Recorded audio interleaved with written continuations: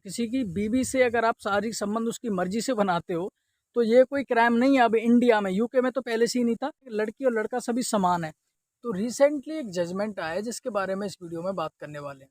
तो जैसा कि आपने थंबनेल और टाइटल देख ही लिया है जिस बारे में इस वीडियो में बात करने वाले हैं, तो चाहे आप लॉ स्टूडेंट हो या फिर जनरल कोई भी, ये सभी के लिए है क्योंकि सभी को जानना ज़रूरी है जो कानून हमारे क्या कहते हैं और समय समय पे बदलते रहते हैं, एज यू नो। तो now let's get started from the main point. तो आपके आसानी से ये समझ में आ जाए इसीलिए मैं एक उदाहरण के माध्यम से आपको समझाना चाहता हूँ। दो लड़के लड़कियाँ होते हैं जो आपस में प्रेम करते हैं, लेकिन किसी वजह से उनके फैमिली वाले नहीं मानते, उनकी शादी एक दूसरे से नहीं होती है, लड़की की शादी कहीं और हो जाती है।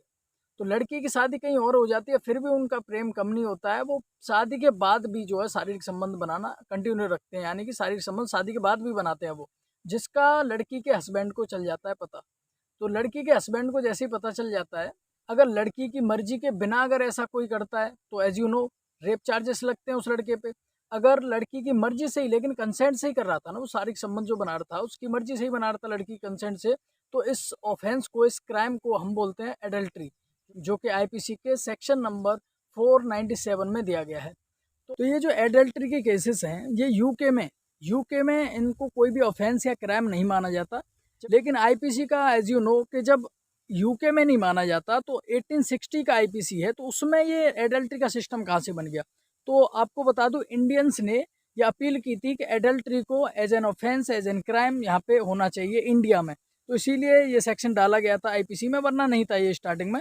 और स्टार्टिंग में इसके लिए जो सज़ा थी वो थी 10 साल, फिर बाद में इसको घटा के 5 साल कर दिया गया। अब इसकी जो पनिशमेंट है रिसेंटली, अभी बता रहा हूँ, अभी आगे भी और हम बात करने वाले हैं इसी पे, तो रिसेंटली इसकी जो पनिशमेंट थी वो थी 5 साल, और इसमें जुर्माना भी लग सकता था, और जुर्माना और इम्प्रिजनमेंट दोनों से भी आपको पनिश किया जा सकता था। लेकिन अब जो जजमेंट आया है उसमें बताया गया है कि जैसे कि अगर लड़की कंसेंट से अगर कोई ऐसा शारीरिक संबंध बनाता है तो वो अडल्ट्री होता है। लड़की की विदाउट मर्जी के अगर कोई बनाता है, विदाउट कंसेंट के अगर कोई ऐसा करता है तो वो रेप माना जाता है।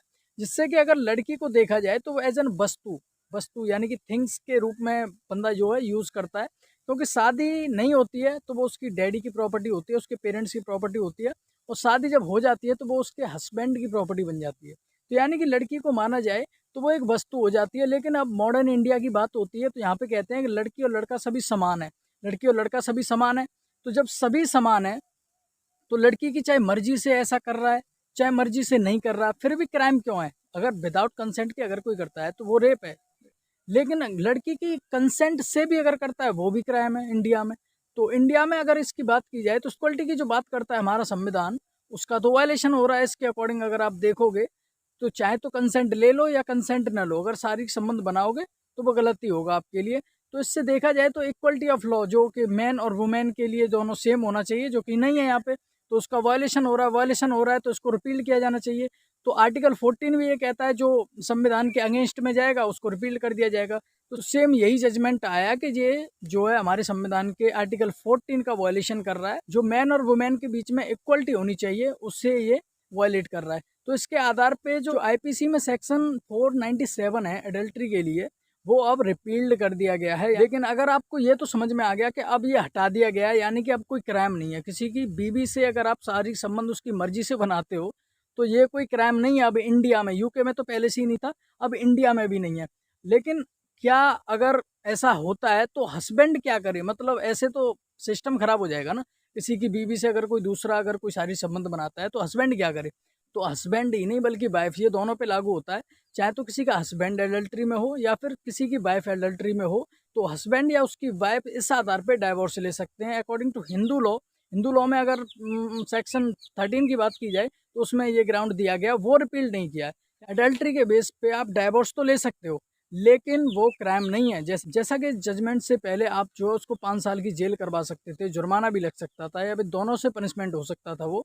लेकिन अब ऐसा बिल्कुल भी नहीं होगा, वो ऑफेंस नहीं माना जाएगा। लेकिन इस आधार पे आप अपनी बीवी से या फिर हस्बैंड से डाइवोर्स जरूर ले सकते हो। तो वीडियो इन्फॉर्मेटिव लगा हो तो लाइक कर देना और फटाफट से इसको शेयर जरूर कर देना। तो मिलते हैं नेक्स्ट वीडियो में। Bye bye.